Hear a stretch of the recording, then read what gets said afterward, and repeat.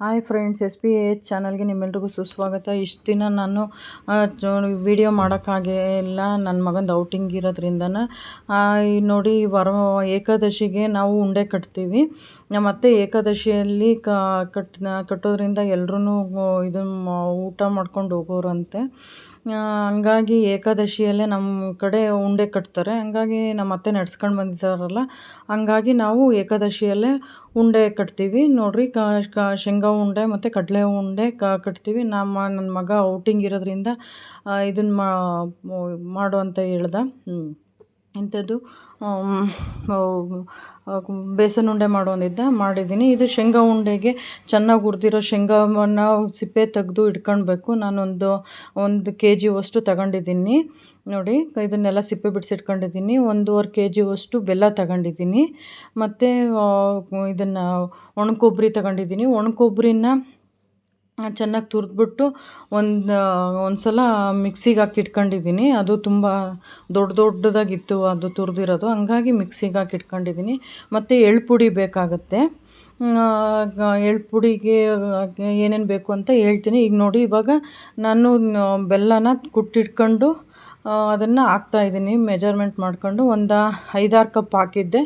ಒಂದು ಸ್ವಲ್ಪ ಉಳಿಸಿದ್ದೆ ಬೆಲ್ಲನ, ಜಾಸ್ತಿ ಆಗುತ್ತೆ ಅಂತನ. ಅದು ನನ್ನ ಯಾರು ಬಂದರೆ ಟೀ ಕಾಫಿಗೆ ಅಂತ ಬೆಲ್ಲ ಉಪಯೋಗಿಸ್ತೀನಿ, ಟೀ ಕಾಫಿಗೆ.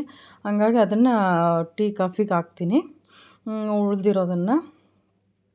ನೋಡಿ, ಈಗ ಇದನ್ನು ಒಂದು ಸ್ವಲ್ಪ ಒಂದು ಅರ್ಧ ಕಪ್ನಷ್ಟು ನೀರು ಹಾಕಿ, ನೋಡಿ 1/4 ಕಪ್ಪಷ್ಟು ನೀರೂ ಬೇಕಾಗಲ್ಲ, ಒಂದು ಸ್ವಲ್ಪ ಹಾಕಬೇಕು. ನೀರು ಹಾಕಿ ಅದು ಕರ್ಗೋವರೆಗೂ ಹಾಕ್ಕೊಬೇಕು, ತಳ ಹಿಡಿಯುತ್ತಲ್ಲ ಅದಕ್ಕೆ.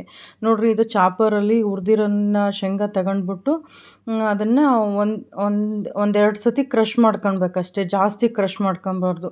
ಅದು ಉಂಡೆ ತಿಂದರೆ ಬಾಯಿಗೆ ಕಾಳು ಸಿಗಬೇಕು, ಹಂಗಾದ್ರೆ ಚೆನ್ನಾಗಾಗುತ್ತೆ. ಮಿಕ್ಸಿಯಲ್ಲಿ ಹಾಕಿದ್ರೆ ಫುಲ್ಲು ನುಣ್ಣಗಾಗುತ್ತೆ ಅಂತ ನಾನು ಈ ಚಾಪರಲ್ಲಿ ಮಾಡ್ಕೊಂಡಿದ್ದೀನಿ.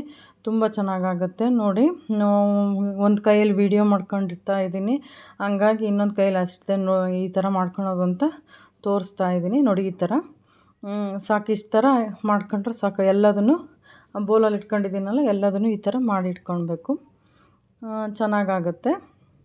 ನೋಡಿ, ಒಣಕೊಬ್ಬರಿನೂ ಚಾಪರಲ್ಲಿ ಮಾಡಿಟ್ಕೊಳ್ತಾ ಇದ್ದೀನಿ.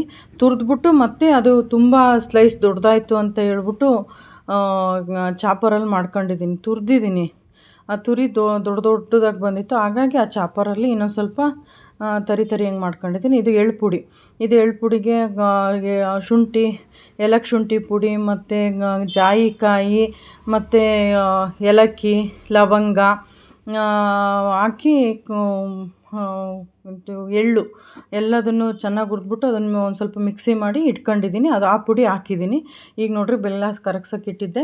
ಈ ಥರ ನೊರೆ ಥರ ಬರಬೇಕು, ಕಟ್ಟೋಕ್ಕೆ ಚೆನ್ನಾಗಿ ಬರುತ್ತೆ. ಎಲ್ಲ ಕರಗಾದ್ಮೇಲೆ ಈ ಥರ ನೊರೆ ಬರುತ್ತೆ. ನೋಡಿ, ಕಟ್ಟೋಕ್ಕೆ ಬಂದಿದೆಯಾ ಇಲ್ಲ ಅಂತ ಒಂದು ಸ್ವಲ್ಪ ನೀರು ಹಾಕ್ಕೊಂಡ್ಬಿಟ್ಟು ನೋಡ್ತಾ ಇದ್ದೀನಿ. ಈ ಥರ ಉಂಡೆ ಥರ ಬರಬೇಕು ಬೆಲ್ಲ. ಹಾಗಾಗಿ ಬಂದಾಗ ಉಂಡೆ ಕಟ್ಟೋಕ್ಕೆ ಬಂದಿದೆ ಅಂತ, ಇದು ಬಂದಿದೆ ಅಂತನ. ನೋಡಿ, ಹಾಕಿ ಮೊದಲು ಶೇಂಗಾ ಉಂಡೆ ಕಟ್ತಾ ಇದ್ದೀನಿ. ಶೇಂಗಾ ಉಂಡೆ ಸ್ವಲ್ಪನೇ, ಅದನ್ನೆಲ್ಲನೂ ಫಸ್ಟಿಗೆ ಎಲ್ಲದನ್ನು ಮಿಕ್ಸ್ ಮಾಡಿ ಇಟ್ಕೊಬೇಕು. ಆಮೇಲೆ ಒಂದು ಹಿಡಿಯುವಷ್ಟು ತಗೊಂಡು ಸ್ವಲ್ಪನೇ ಹಾಕಿ ಕಟ್ಟಬೇಕು. ಒಟ್ಟಿಗೆ ಎಲ್ಲದನ್ನು ಕಟ್ಟೋಕ್ಕೆ ಹೋಗಬೇಡಿ. ನಿಮಗೆ ಸಾಧ್ಯವಾದಷ್ಟು ಒಂದು ಸ್ವಲ್ಪನೇ ಹಾಕಿ ಕಟ್ಟಿ. ಅದು ಜಾಸ್ತಿ ಹಾಕಿ ಕಟ್ಟೋಕ್ಕೆ ಹೋದರೆ ಆಮೇಲೆ ಅದು ಕಟ್ಟೋಕ್ಕೆ ಬರೋದಿಲ್ಲ. ನೋಡಿ, ಈ ಥರ ಎಲ್ಲದನ್ನು ಈವನ್ನಾಗಿ ಮಿಕ್ಸ್ ಮಾಡ್ಕೊಳ್ಬೇಕು. ಮಿಕ್ಸ್ ಮಾಡ್ಕೊಂಡ್ಬಿಟ್ಟು ಕೈಯಲ್ಲಿ ನೀಟಾಗಿ ನಾದಬೇಕು. ಸ್ವಲ್ಪ ಕೈಗೆ ಹತ್ತುತ್ತೆ, ಆದ್ರೂ ಅದನ್ನು ನೀಟಾಗಿ ಒಂದು ಸ್ವಲ್ಪ ಪಕ್ಕದಲ್ಲಿ ಪುಡಿ ಇಟ್ಕೊಂಡಿದ್ದೀನಿ, ಕಡಲೆ ಪುಡಿ ಇಟ್ಕೊಂಡಿದ್ದೀನಿ. ಅದನ್ನು ಕೈಗೂ ಅಂಟುತ್ತಲ್ಲ, ಹಂಗಾಗಿ ಒಂದು ಸ್ವಲ್ಪ ಕೈಯಿಗೆ ಹಿಟ್ಟು ಹಚ್ಕೊಂಡ್ಬಿಟ್ಟು ಉಂಡೆ ಕಟ್ಟಬೇಕು. ನೋಡಿರಿ, ಕೈಗೆ ನನಗೆ ಅಂಟ್ತಾ ಇದೆ.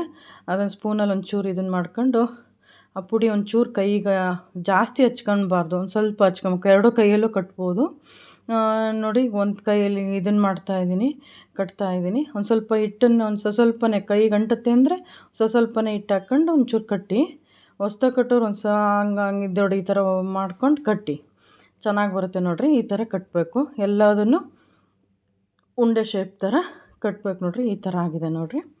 ತೋರಿಸ್ತಾ ಇದ್ದೀನಿ. ಈಗ ಪ್ರತಿಯೊಂದನ್ನು ಇದೇ ಥರನೇ ಶೇಂಗಾ ಉಂಡೆನ ಕಟ್ಟಬೇಕು. ನಂತರ ಕಡಲೆ ಉಂಡೆಯನ್ನು ಕಟ್ತಾ ಇದ್ದೀನಿ. ಇದು ಮುಗಿಸಿದ ನಂತರ ಇದು ಕಡಲೆ ಉಂಡೆನೂ ಒಂದು ಸ್ವಲ್ಪನೇ ಹಾಕ್ಕೊಂಡು ಬೇಸನ್ನಲ್ಲಿ ಎಲ್ಲದನ್ನು ಮಿಕ್ಸ್ ಮಾಡಿ ಇಟ್ಕೊಳ್ತಾ ಇದ್ದೀನಿ.